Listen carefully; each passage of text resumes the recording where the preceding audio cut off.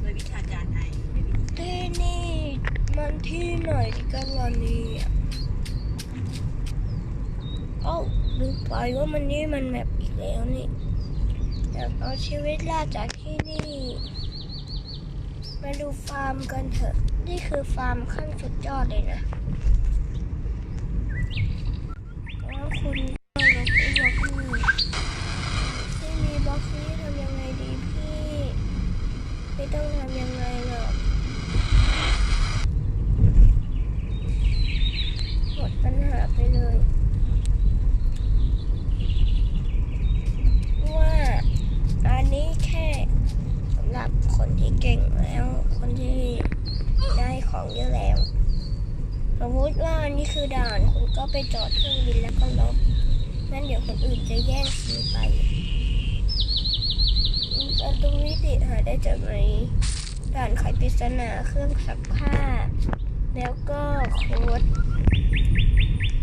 คุณก็แค่เข้าไปข้างในนี้แล้วคุณก็กระโดดตรงน้ำแล้วคุณก็ได้เงินมาอะไรที่เจ๋งสุดไปเลยเที่ยวทีมดำได้แล้วมันสามารถใช้ในการท่องเที่ยวได้ด้วย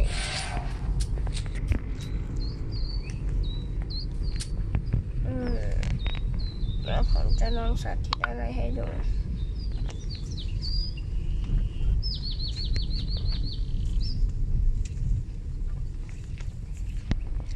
คุณหาบล็อกกาวนั้นปรับอาร์เชอร์บล็อกแบบบล็อกกาวก็หาไอ้บล็อกนี่หมุนมันได้ประมาณแบบนี้ค่อยๆเดินมามันได้แบบนี้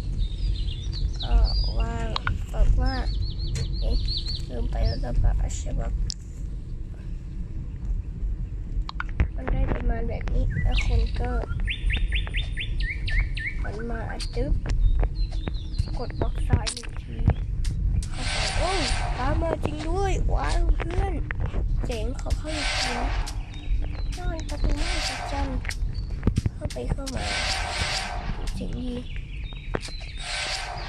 เอ๊ะทำไมไม่รักเข้าไปเลยเนี่ย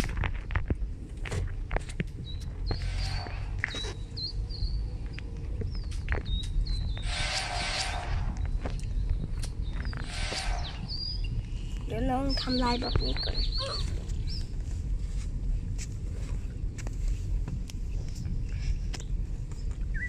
เดี๋ยวนะทำแบบฝึกหัดออนไลน์นะภาษาไทยนะโอเคแล้วคุณก็ตัดขาจริงครับก็คุณจะเดินแอบปุ๊บว้าตายช่างน่ากลัวเหลือเกินมันก็จะติด-1ฉันจะไม่เข้าไปข้างในนี้เด็ดขาดเลยหลังอยู่ก็เลยอันนี้แล้วขอลองสาธิตอะไรก่อนแป๊บนึงผมขอยุดคลิปก่อนเดี๋ยววันนี้ขอตัวลาไปก่อนบ๊ายบาย